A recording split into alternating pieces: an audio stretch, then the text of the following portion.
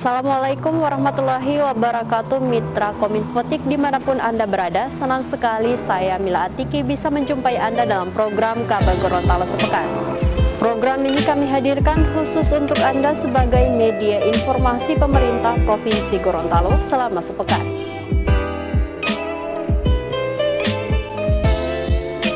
Vaksinasi COVID-19 dan vaksinasi bulan imunisasi anak nasional secara massal yang digelar di Kejaksaan Tinggi Gorontalo pada Selasa 19 Juli 2022 membludak. Ribuan warga mulai dari balita, pelajar SD, SMP, dan SMA hingga orang dewasa memadati gerai vaksinasi yang telah disiapkan. Vaksinasi COVID-19 dan vaksinasi bulan imunisasi anak nasional secara massal yang digelar di Kejaksaan Tinggi Negeri Gorontalo pada Selasa 19 Juli 2022 membludak. Ribuan warga mulai dari balita, pelajar SD, SMP, dan SMA hingga orang dewasa memadati gerai vaksinasi yang telah disiapkan. Dalam vaksinasi massal ini, petugas kesehatan membuka 3 gerai yang dikhususkan bagi masyarakat Kota Gorontalo, Kabupaten Gorontalo, dan Kabupaten Bone Bolango. Vaksinasi COVID-19 tersedia mulai dari dosis 1, 2, hingga vaksinasi dosis ketiga atau booster.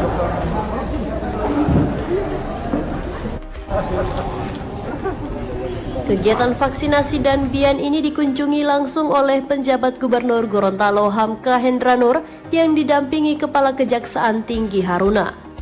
Hamka mengaku sangat bersemangat ketika melihat antusias masyarakat yang ingin divaksin hari ini. Menurutnya, kegiatan vaksinasi yang dilakukan oleh kantor Kejaksaan Tinggi ini patut dicontoh agar cakupan target vaksin COVID-19 dan BIAN di Provinsi Gorontalo bisa segera terwujud. Ya, alhamdulillah ini vaksinasi dilakukan di Kejaksaan dalam rangka untuk Hari Bayangkara kan, rangka perayaan Hari Bayangkara, maka dibikin rangkaian kegiatan antara lain adalah vaksin dan BIAN. Alhamdulillah saya lihat antusias masyarakat ini kurang lebih hampir 2.000 lebih nih, di 3 kabupaten kota, kemudian Kabupaten Gorontalo dan Kabupaten Bone Bolango.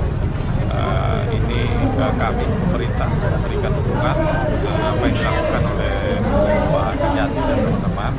Mudah-mudahan ini diikuti oleh teman-teman di provinsi yang lain sehingga nantinya vaksinasi dan BIAN akan semakin meningkat. Kita kejar kalau bisa di bulan Agustus ini sekitar 60 atau 70. BPBD Provinsi Gorontalo menyiapkan 2.000 sak beras masing-masing 5 kg untuk setiap masyarakat usai divaksin. Sementara untuk balita dan anak-anak disiapkan snack dan makanan siap saji.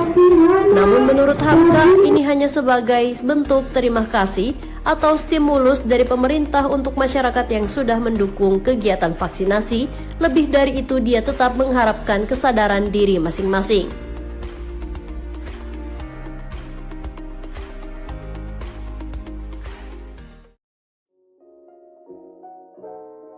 Guna mendorong percepatan bulan imunisasi anak nasional, penjabat Gubernur Gorontalo Hamka Hendranur meninjau pelaksanaan imunisasi anak di Desa Mutiara Laut, Kecamatan Tomilito pada Minggu 16 Juli 2022. Guna mendorong percepatan bulan imunisasi anak nasional atau BIAN, penjabat Gubernur Gorontalo Hamka Hendranur meninjau pelaksanaan imunisasi anak di Desa Mutiara Laut, Kecamatan Tomilito, Minggu 16 Juli 2022. Anak-anak yang belum lengkap imunisasinya diberi imunisasi campak rubella, polio atau OPV dan IPV, dan imunisasi pentavalent atau DPT HB/HIB. Ada juga imunisasi MR bagi anak usia 8 bulan hingga 9 tahun.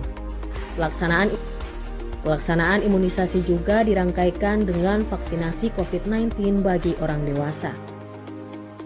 Hamka meminta ada kesadaran dari orang tua untuk mengikutsertakan anak-anaknya diimunisasi. Hal itu penting untuk memberikan kekebalan tubuh anak dan mencegah penyakit difteri yang sudah terjadi di Kabupaten Gorontalo.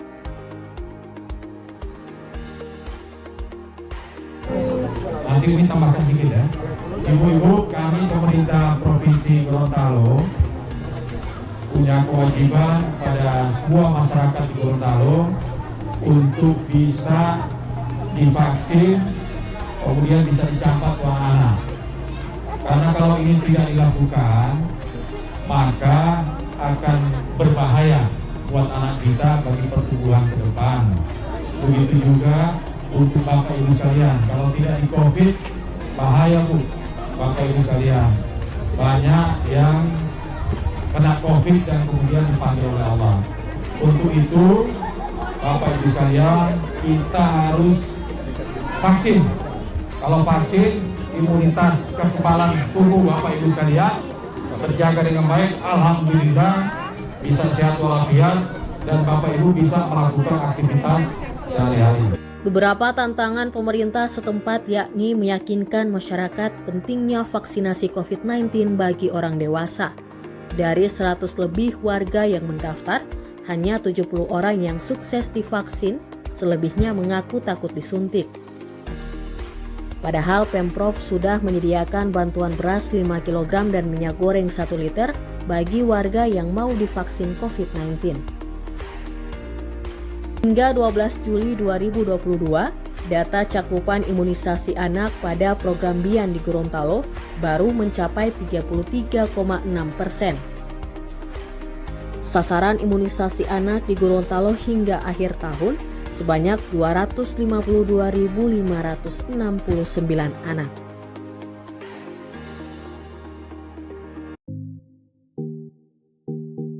Dinas Pendidikan, Kebudayaan, Pemuda, dan Olahraga Provinsi Gorontalo menggelar talk show dan bedah buku karya penjabat Gubernur Gorontalo Hamka Hendranur yang berjudul Ketidaknetralan Birokrasi Indonesia, Studi Zaman Orde Baru sampai Orde Reformasi yang dilaksanakan di halaman Museum Purbakala pada Senin malam 18 Juli 2022.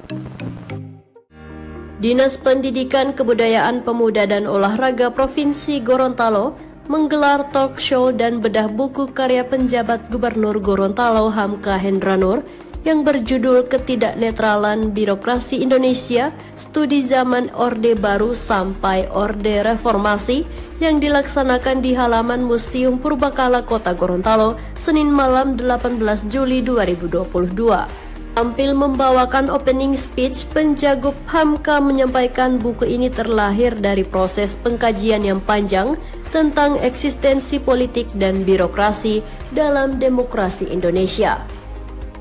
Hamka menyelesaikan buku ini di sela-sela penyelesaian akademisi di tahun 2012 saat menempuh jenjang S3 di Universitas Kebangsaan Malaysia yang terdiri dari 362 halaman. Dalam tampilan referensi di Wikipedia mengenai buku tersebut, Hamka menuliskan birokrasi memiliki posisi sentral dan strategis untuk perubahan dan kemajuan bangsa, maka birokrasi dituntut berfungsi sebagai problem solver atau penyelesai masalah, bukan justru menjadi bagian dari masalah atau part of the problem. Reformasi Indonesia belum menyertakan reformasi birokrasi karenanya harus tetap menjadi agenda prioritas. Saya melihat tentang ketidaknetralan birokrasi di zaman Orde Lama, zaman Soekarno, kemudian masuk di era otoritarianisme Orde Baru. Di situ birokrasi sangat kental dengan patron klin antara tuan dan anak buah. Sangat homogen birokrasi di zaman Orde Baru. Kemudian masuk pada era transformasi, era reformasi, maka kemudian birokrasi mulai terbuka. Birokrasi mulai terbuka dan kemudian peran-peran birokrat dan peran-peran akademisi mulai dibatasi. Tidak seperti zaman Orde Baru. Acara bedah buku yang mengupas tentang birokrasi, politik, dan kenetralan ASN ini berlangsung sangat dinamis dan interaktif. Para panelis menyampaikan tanggapan dari sudut pandang masing-masing. Selanjutnya peserta berebut mengacungkan tangan untuk bertanya. Bedah buku ini dipandu moderator Femi Udoki dan menghadirkan 3 panelis yang dinilai sebagai akademisi terbaik pembedah buku di Provinsi Gorontalo, yakni Dr. Muhadam Labolo, Profesor Dr. Rauf Hatu, terakhir ada nama Dr. Basri Amin.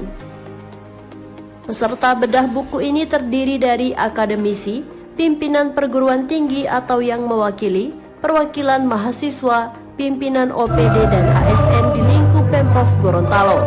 Hadir pula Danrem 133 Nani Wartabone, Kabinda Gorontalo, Sekda Prof Gorontalo, Kepala Bawaslu Provinsi Gorontalo, serta tamu undangan lainnya.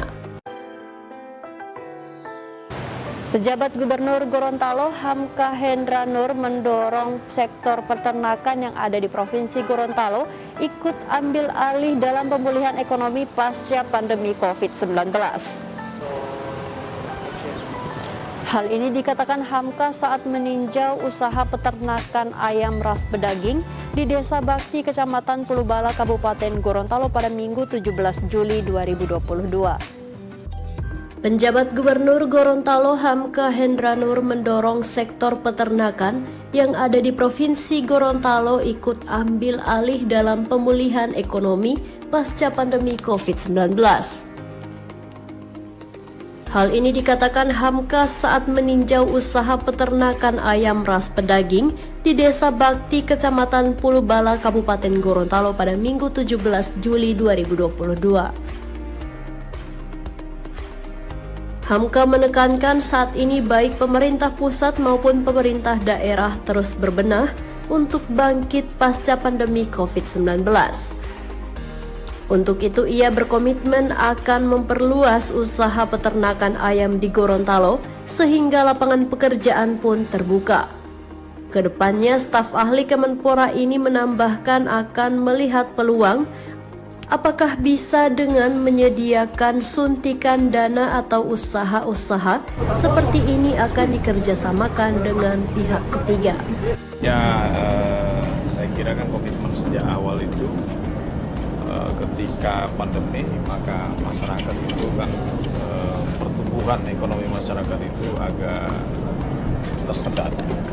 Nah, salah satu yang harus kita dorong adalah pelaku-pelaku usaha yang real seperti ini. Nah, hari ini kita mengunjungi peternakan ayam di Desa Bakti.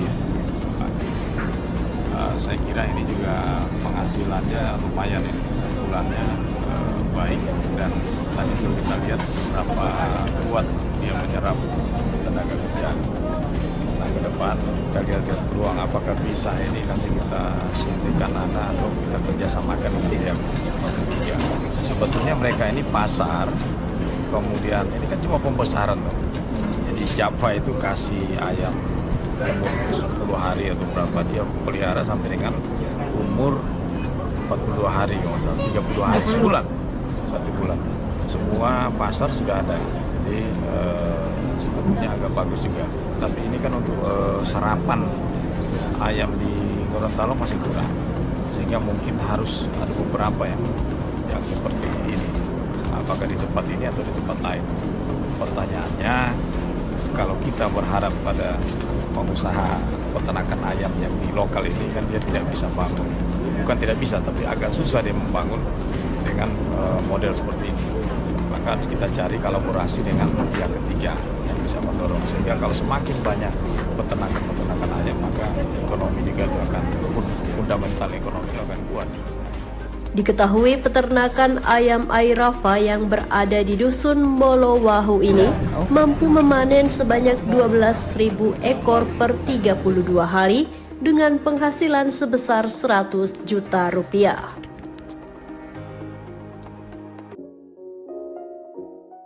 Layanan kapal perintis dari dan ke Gorontalo kembali normal usai dicabutnya surat pembatasan operasional oleh Menteri Perhubungan Budi Karya Sumadi.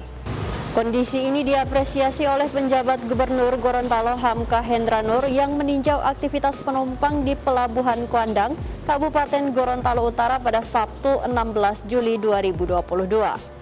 Ya, Mitra Kominfotik, informasi terakhir tadi sekaligus menutup jumpa kita pada edisi kali ini. Semoga informasi yang telah kami sajikan dapat bermanfaat dan jangan lupa untuk like, komen, share, dan subscribe channel dari pemerintah Provinsi Gorontalo. Saya Mila Atiki dan tim undur diri. Assalamualaikum warahmatullahi wabarakatuh dan sampai jumpa.